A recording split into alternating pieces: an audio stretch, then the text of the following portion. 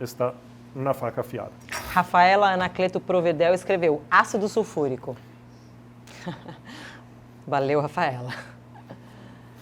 Vamos lá. Estão me avisando que estão faltando 5 minutos para terminar essa aula e eu ainda tenho que mostrar o pimentão, a berinjela, a abobrinha e o alho poró. Portanto, serão 5 minutos mais longos. Então, vou me estender um pouquinho mais nessa aula. O que eu não fiz anteriormente, eu vou me estender um pouquinho aqui porque são assuntos interessantes. Vai. Alho. O alho tem um monte de utilizações e um monte de cortes diferentes. Vou pegar aqui 2 dentes de alho com casca porque eles têm a ver. De que forma que o alho pode ser utilizado? Vamos partir da maneira mais bruta, dente de alho inteiro, com casca e tudo. Ok? Eu posso fazer uma simples incisão nele. Ok? E utilizar ele desta forma. Eu posso, sempre com alho com casca, dar uma leve esmagada e utilizar ele assim. Depois eu posso ter ele inteiro descascado, utilizar ele assim. Depois eu posso ter ele cortado ao meio, aonde eu aproveito e tiro, se tiver, o germe. O germe nada mais é do que o novo alho, é o brotinho do alho. Por que que a gente tira ele? Porque é ele o responsável por deixar o alho indigesto. E ele só está presente quando o alho já é adulto. No alho jovem ele não está. Depois disso, eu começo com a fase do alho cortado, onde eu posso simplesmente, mais uma vez, vou fatiar ao meio, né? Vou tirar o brotinho.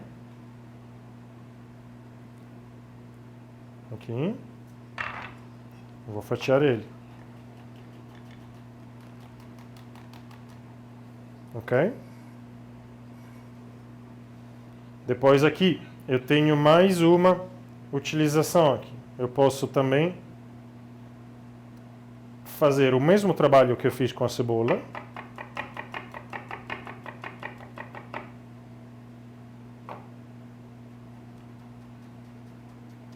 Onde eu tenho praticamente um alho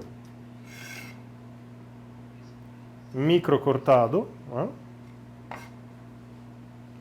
E por fim, por último, eu pego o meu dente de alho com as costas aqui da faca.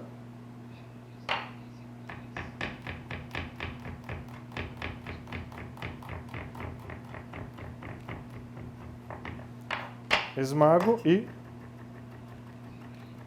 corto ele.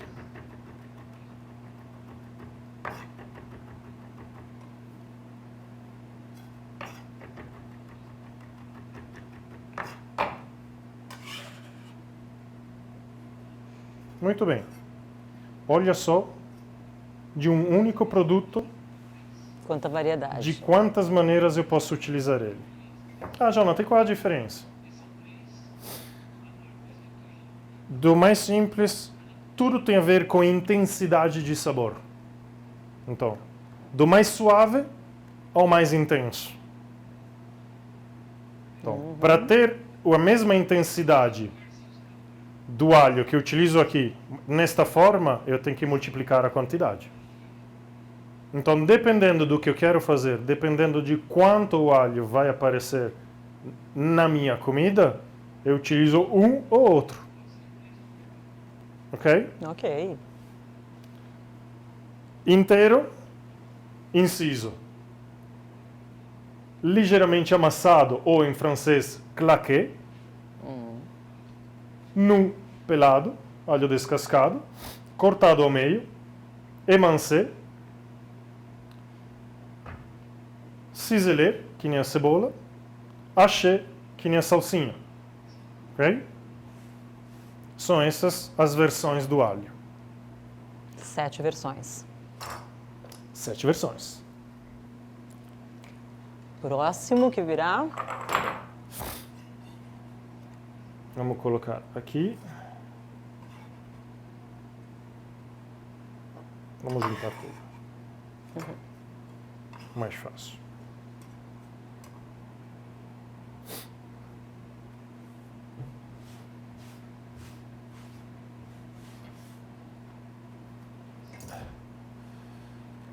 Abobrinha, que é o mais simples, ok?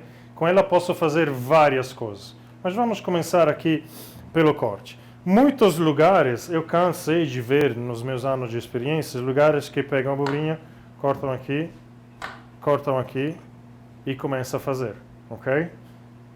Super possível é o que mais se vê por aí. Eu sempre ensino, corta aqui e corta aqui. Parece besteira, mas no final do mês, se você juntar todos esses aqui, todos esses pedacinhos aqui,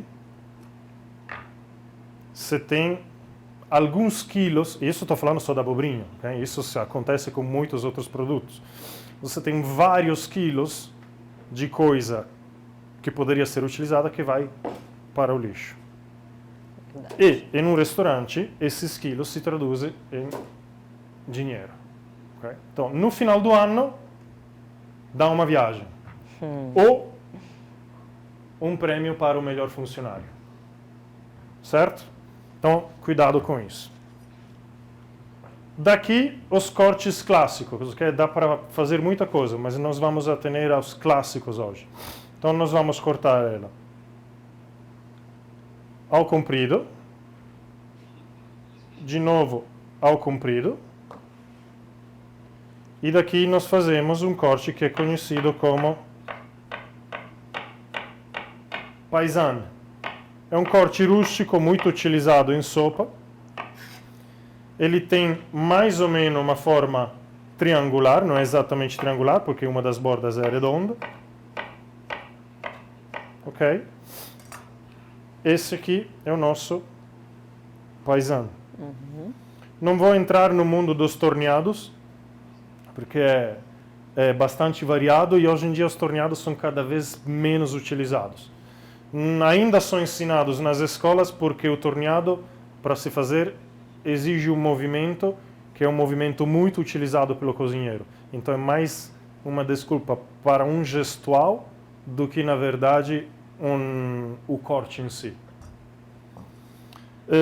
Outro corte clássico que nós podemos fazer com produto longiforme, ou seja, alongados e cilíndricos, é o allumette, que também é utilizado em refogados, salteados, guarnições. Nós estamos fatiando ao comprido nossa abobrinha. Ok? Para termos 3 fatias. E daqui nós vamos fazer o allumette, que é tipo quase um bastãozinho.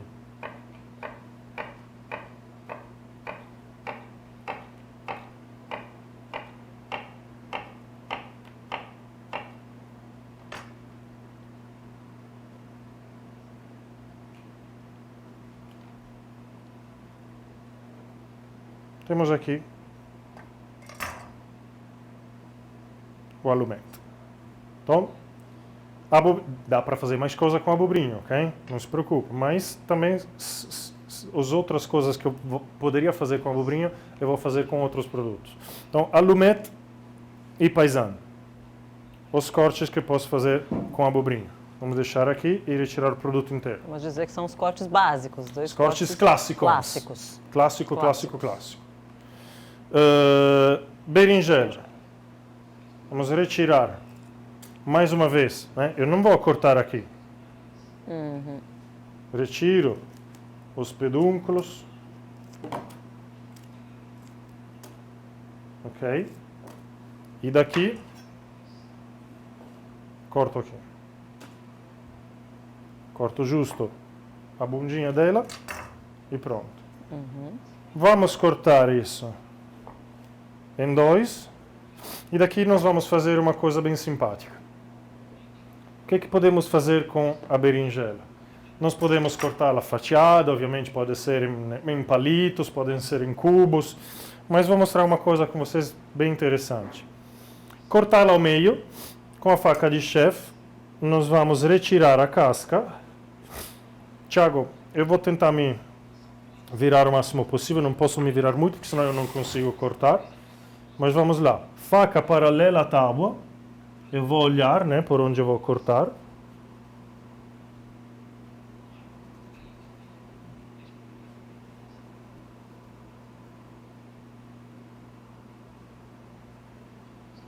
Ok. Tenho aqui a polpa e tenho a casca, mas ainda ela não está pronta para fazer o que eu quero. Vamos fazer dessa casca uma julienne. Vamos acertar a polpa. De que forma? Deslizando a faca por cima, ok? Para retirar ela. Por que eu tiro essa polpinha? Para deixar a casca, toda ela, com a mesma espessura, uniforme. Ah, João, por que ela precisa estar uniforme? Qual é o problema se tiver um pouquinho ondulado? Como estávamos falando antes, estamos falando de excelência. Quando o produto vai cozinhar, se ela tem a mesma forma e o mesmo tamanho, cozinha de forma igual. Se ela está irregular, há diferença de cocção. Pequenos detalhes, mas que afetam o resultado final. Vai ficar ruim? Não vai ficar ruim. É uma questão de exigência, uma questão de excelência. Então aqui, o que eu posso fazer daqui? Vamos fazer nossa julienne, que são tiras finas da casca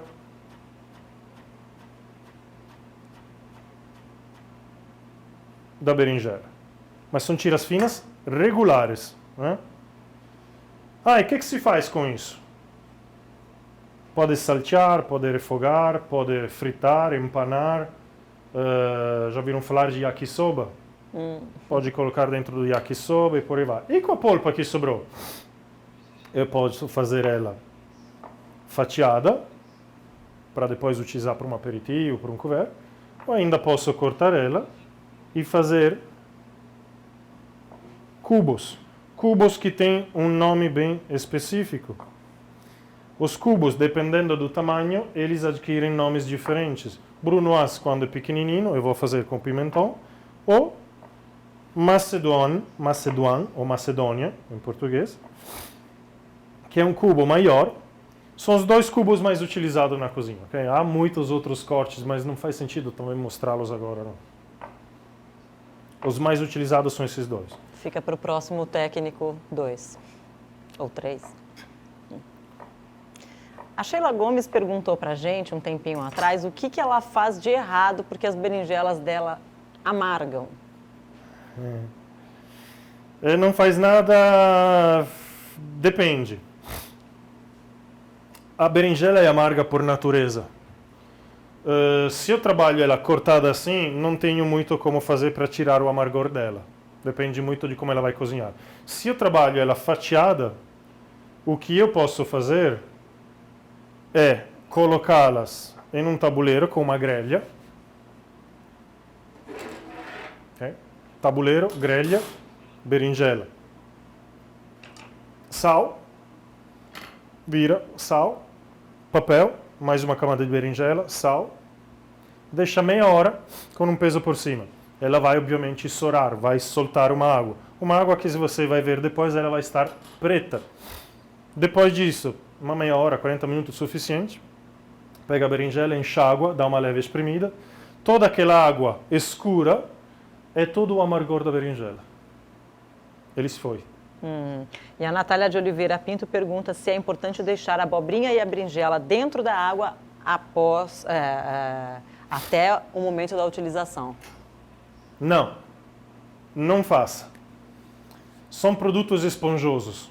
Legume, todo ele, são ricos em água.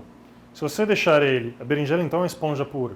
Se deixar ela na água, ela vai encharcar. Quando for para cozinhar, vai soltar essa água, vai virar uma papa. Além disso, está diluindo o sabor. Ah, mas então como é que eu faço para não ficar escura? Cortou, usou. De novo, só corta na hora de utilizar. Pimentão. Foi higienizado, foi limpo, foi trabalhado. Vamos ver o que fazer com ele. O pimentão tem os veios aparentes, ok? Naturais. Às vezes se percebem com facilidade, às vezes menos. Aqui ele está muito claro. Então nós vamos cortá-lo aqui. Vamos começar aqui.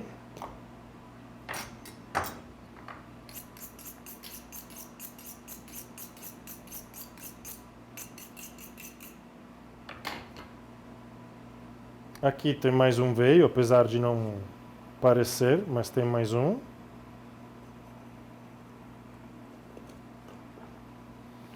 E o outro realmente está difícil de achar, mas eu acho que este aqui. Muito bem. Vamos ver se eu acertei. Normalmente, quase acertei. Normalmente os veios representam o quê? Representa aonde o pimentão tem aquele fio branco interno. Aquele fio branco, além de ser fibroso, é o responsável pelo amargor e pela digeribilidade, aliás, pela não digeribilidade do produto. Okay? Aqui tinha um filhote.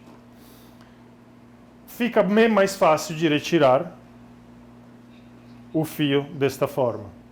Cortamos aqui a pontinha, retiramos o filamento branco e, consequentemente, as sementes. Mesma coisa aqui.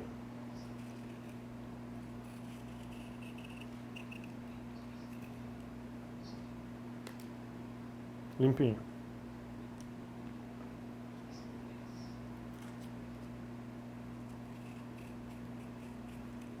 Mesma coisa com pimentão verde e pimentão amarelo. Não muda nada. Tira tudo que é o branquinho.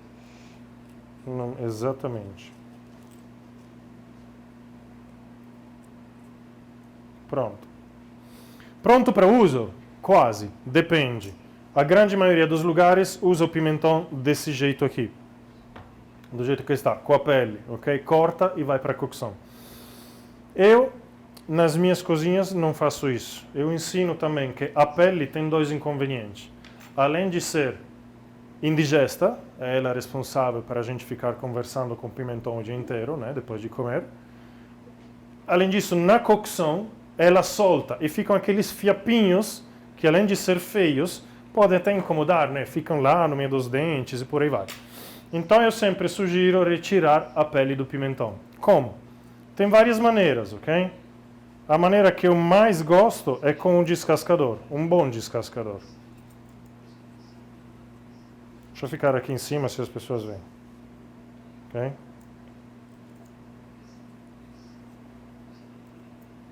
Vou fazer uma coisa aqui que eu gosto. O pimentão já está limpo, mas faço isso por praticidade.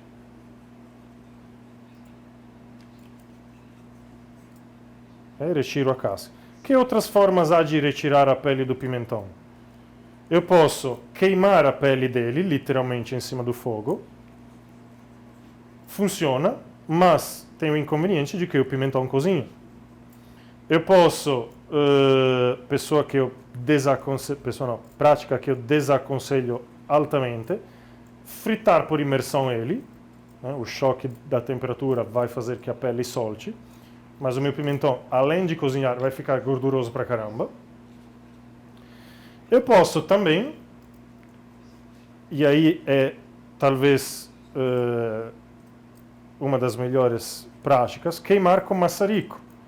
Ele não cozinha, a pele sai muito fácil, mas demora pra caramba. Então, a meu ver, o velho e bom descascador é ainda o melhor produto para isso. Agora, o que a gente pode fazer com ele uma vez que descascamos?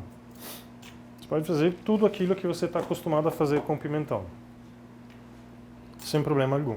Então temos ele aqui, tiramos todo e qualquer elemento que causa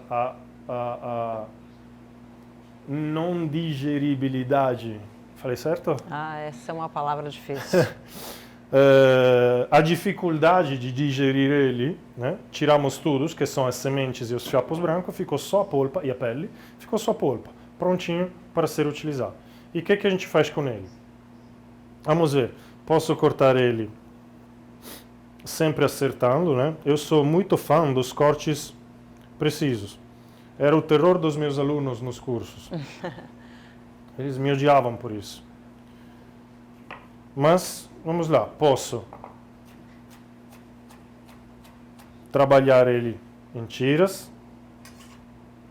ok?